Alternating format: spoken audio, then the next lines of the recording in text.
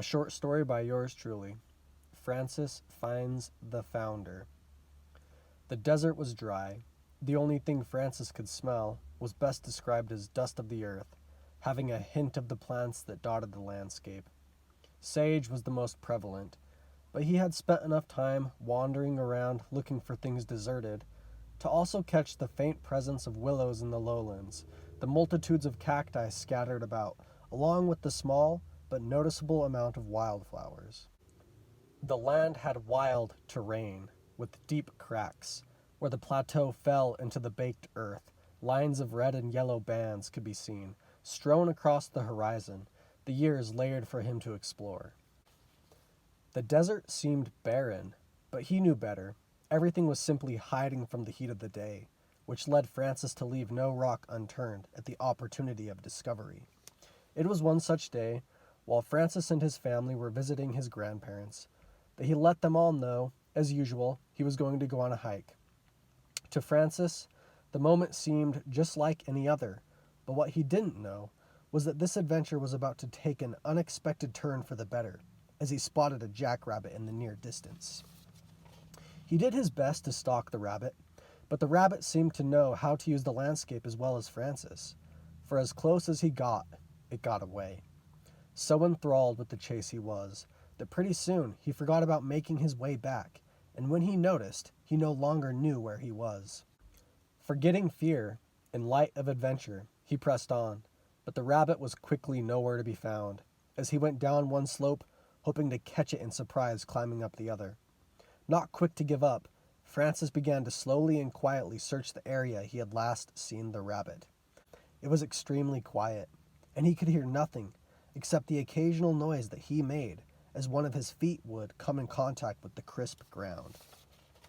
Suddenly, he saw a white tail rapidly jump into a little hole, with a rock forming the ceiling to the escape route of his fun. Creeping slowly toward where the animal had disappeared, his heart rate increased, but everything else began to slow down. As he crouched down, looking into the deep recess of the hollow, something glittered from within. Thinking, what could it be? He explained it to be nothing more than the light reflecting off of a rock inside the hole, as many of the rocks in the area had. However, as he put his fingers under the lip of the slab and began to lever the rock over, it became apparent that the glitter he had seen was not coming from a rock. The rabbit was nowhere to be found, but what he did find looked as though he was staring off into a clear night sky. It was full of black air, calling it air, because the only other thing he could think of that was this dark was tar, but this was light, and somehow didn't look heavy. It was airy. Scattered about throughout it were what looked like stars, beaming with light, swirling and pulsing within, fading in intensity as your eyes wandered from the center of each sparkle. It was like outer space, but it wasn't. He knew it wasn't. It was right here in this hole, whatever it was. He felt drawn to whatever this was, feeling as if it were pulling him toward it. Not enough to where he couldn't pull away. He checked, fear being far from him as he let the space pull him in. Being stretched was the best way to describe what he felt right now. Like an old-fashioned taffy machine he had seen once while on vacation with his family. He was the taffy, but somehow he felt like he hadn't moved at all, as his body seemed to slinky back to its normal self, where his feet were planted. Where was he, though? Because he certainly wasn't where he had been before. He wasn't outside any longer, but was inside some strange room. He couldn't see a door anywhere, or a window, and the only light in the place was fairly fuzzy, like it was having to travel a huge amount of space to light up the area he was in. There were shelves, full of what looked like little bottles, almost wanting to describe the place as some sort of laboratory, but the feel gave him more of a sense that it was magical and misunderstood, which only added to the mystery.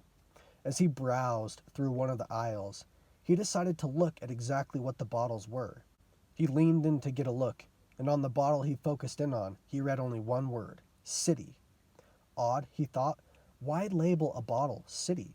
The soft sound of a footstep echoed through the aisles. Startled, he stopped looking at the bottle, and as he pulled away, he thought he saw something inside it for a moment.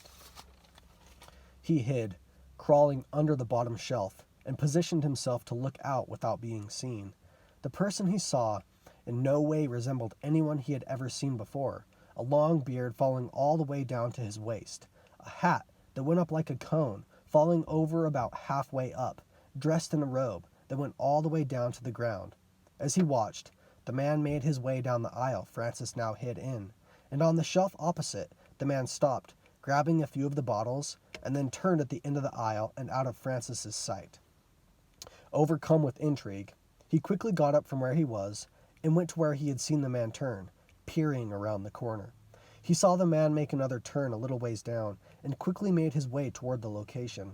Following the man as secretly as he could, Francis wondered how the man knew his way around this maze, until finally he saw the man come to a stop at a desk. Watching the man from afar, Francis saw him take up what looked like a blank sheet of paper, and he began to spray the contents of the bottles on it. For a second, Francis thought he saw some sort of video on the paper the man held, and it almost looked like he had smelled it at one point, and even listened to it.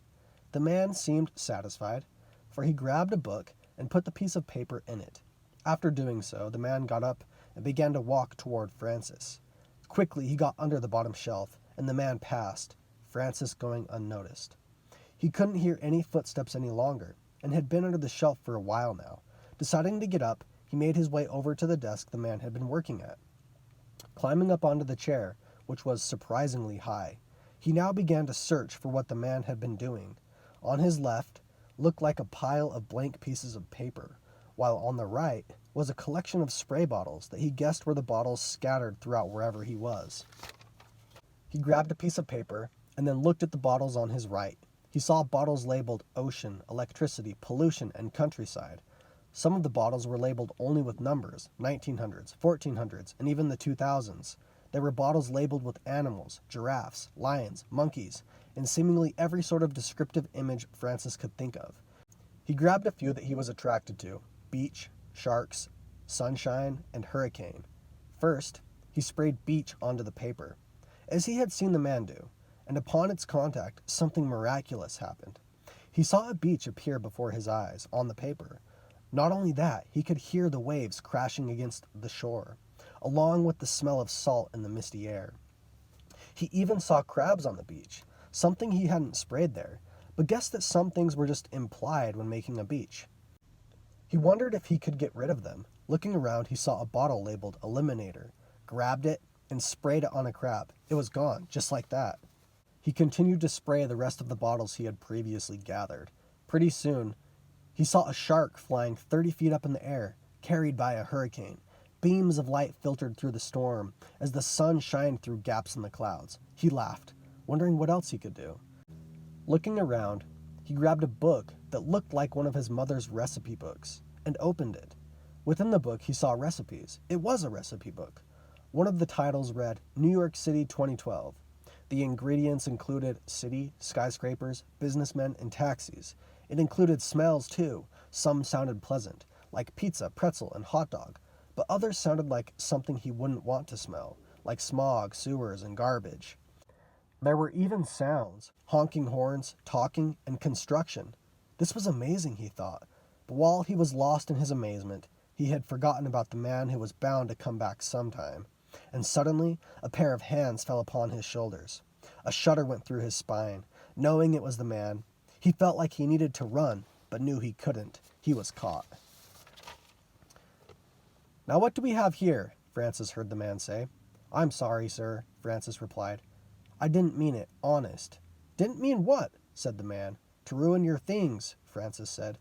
"Oh, don't worry about that," the man said, continuing with, "It only looks as if you were trying to have a little fun," lifting up and looking at the paper Francis had sprayed the bottles on, hearing what sounded like a shark splashing back into the ocean.